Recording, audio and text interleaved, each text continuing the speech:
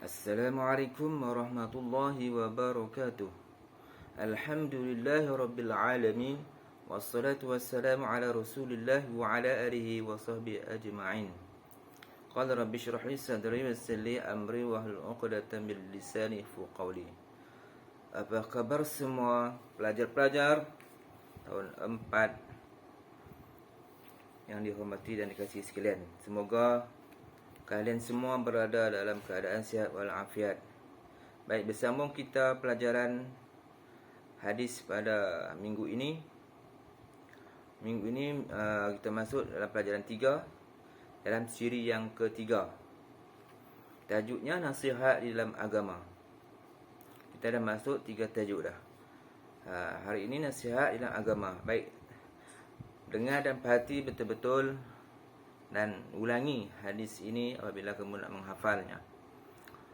Baik, bismillahirrahmanirrahim. An Abi Ruqayyah. Maaf, muka surat 14. Muka surat 14. An Abi Ruqayyah Tamim bin Aus Ad-Dari radhiyallahu anhu anin Nabi sallallahu alaihi wasallam qala ad-dinun nasihah. Qulna liman? Qala lillahi wa li kitabihi wa li rasulihi wa li a'immatil muslimin wa 'ammatihim. Rawahu Muslim. Makna kalimah qasad 15. Ad-din, agama. An-nasihah, nasihat. Qulna, kami berkata, liman, bagi siapa? Liman, bagi siapa? Lillahi, bagi Allah, wali kitabihi, dan bagi kitabnya, wali rasulihi, dan bagi rasulnya, wali a'immatul muslimin, dan bagi imam-imam kaum muslimin, wa ammatihim, dan bagi orang ramai.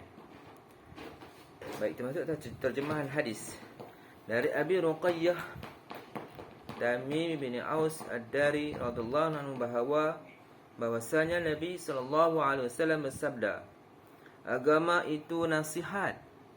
Kami berkata, kata sahabat, bagi siapa ya Rasulullah? Ia bersabda, bagi Allah, bagi katanya, bagi kitabnya, bagi rasulnya, bagi imam-imam kaum muslimin, dan bagi orang ramai. Diriwayatkan hadis oleh Muslim. Kita tengok balik apa huraian ringkas riwayat hadis. Rasulullah sallallahu alaihi wasallam menerangkan mengenai nasihat dalam Islam.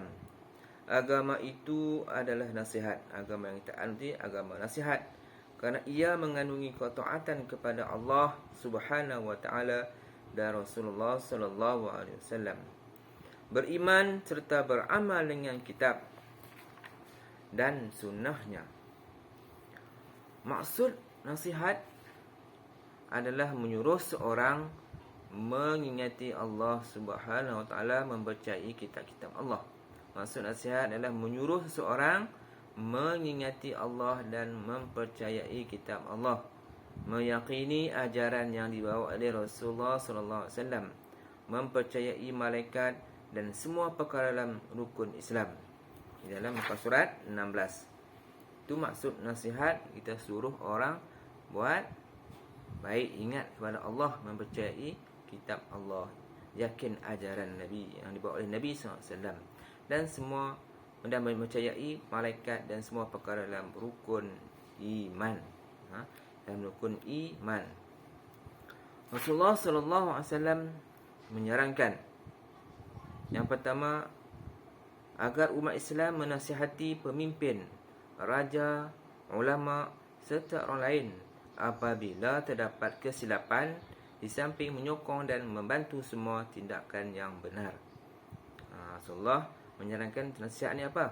Agar umat Islam nasihati pemimpin, orang di atas, raja sekalipun, ulama, orang cerdik pandai sekalipun, serta orang lain. Kita menasihati walaupun dia ada kesilapan. Apa penasihat tu? Apabila terdapat kesilapan atau kesalahan, supaya membantu dia dan tindakan supaya dia masuk jalan yang lurus, yang benar balik. Tindakan itu membantu semua tindakan yang benar. Nasihat tu untuk ke arah kebenaran. Itu tujuan kita nasihat. Walaupun ayah kita, mak kita abang kita buat salah, kita tegur untuk nasihat. Walaupun ustaz ada kesilapan, tolong nasihat. Ada kesilapan ni, kadang posting tak betul, link tak betul. Baik, yang kedua, menasihati orang mengikut jalan yang salah secara berdakwah, jalan berdakwah. Dalam bentuk tulisan, dakwah tu dalam bentuk apa? Dalam bentuk tulisan, kita menulis, kita karang, menaip, ataupun kita WhatsApp. Boleh juga tu bentuk pengajaran, nasihat kawan-kawan. Nasihat tak kira saudara marah, dalam bentuk Facebook ke, Instagram ke, video ke, pengajaran, kebajikan dan lain-lain yang bersesuaian. Bentuk dakwah tu berbagai cara lah. Yang tadi Ustaz bagi tahu tadi, dalam bentuk tulisan, guna gadget-gadget yang ada. Handphone kan, banyak boleh berdakwah, banyaklah orang cara berdakwah untuk berdakwah seseorang melalui komunikasi yang ada sekarang. Baik, masuklah pengajaran hadis. Kita terus ke pengajaran hadis, surat 17. Agama Islam sendiri adalah berasas nasihat. Agama yang kita anut ini berasas nasihat kepada kebaikan dan melarang kemungkaran. Dan melarang kemungkaran itu adalah pengajaran hadis kita pada hari ini. Nasihat itu ke arah kebaikan dan larang buat jahat.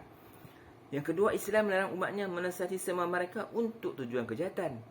Islam melarang umatnya menasihati sesama mereka untuk ajak orang jahat. Itu salah. Larang amat, ditegah sekali. Yang ketiga, sentiasa mematuhi perintah Allah serta mengamalkan pengajaran dari kitab dan sunnah Rasulullah. Sentiasa mematuhi perintah Allah dan mengamalkan pengajaran dari kitab Al-Quran dan hadis sunnah ni, hadis Rasulullah SAW. Ajaran Nabi yang kita baca hari ni, hadis Rasulullah SAW lah. Ajak sobat baik. Yang keempatnya, pengajarannya menjalankan dakwah secara nasihat, menasihati ke arah kebaikan dan jauhi sikap cepat marah. Jangan selalu cara nasihat tu jangan kalut dan jangan cepat marah. Cepat marah ni memang tidak sukai oleh Allah dan Rasulullah, tak suka orang marah ni. Itu 4 pengajaran mengenai pengajaran hadis. Baik, cara macam mana hadis kita nak menasihati? Secaranya kata-kata yang baik, kita gunakan kata-kata yang baik. Kita menggunakan panduan Al-Quran dan hadis, dan kita kena berani untuk menyatakan yang hak dan yang batil. Dah setakat tu saja untuk pada minggu ni. InsyaAllah kita akan sambung lagi. Sebab Ustaz hari ni tak mau bagi lagi latihan, kerana masih ada lagi uraian yang lebih panjang. Setakat itu saja. Dan Ustaz minta kamu semua kena hafal lah hadis dan makna kalimah ni, kena hafal. Cara nak hafal macam mana? Ulang-ulang banyak kali. Ulangi hadis tu banyak kali, barulah ingat. Kan kalau ulang sekali tak ingat. Jadi Ustaz nak beritahu, ada masih lagi yang tidak menghafal hadis yang pertama, hadis yang kedua. Jadi dekat tu saja Ustaz nak bagi. Tak mau bagi kerja kecuali tak menghafal minggu ni. Tak nak dengar hafal, kamu menghafal hadis-hadis yang kita telah pelajari dan makna kalimah. Pilihlah yang mana satu, sama ada hadis dulu ke atau makna kalimah dulu.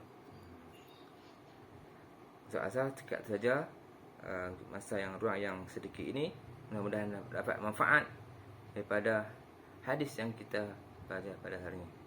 Dan Ustaz undur diri dengan wabillahi taufiq wal hidayah. Wassalamualaikum warahmatullahi wabarakatuh.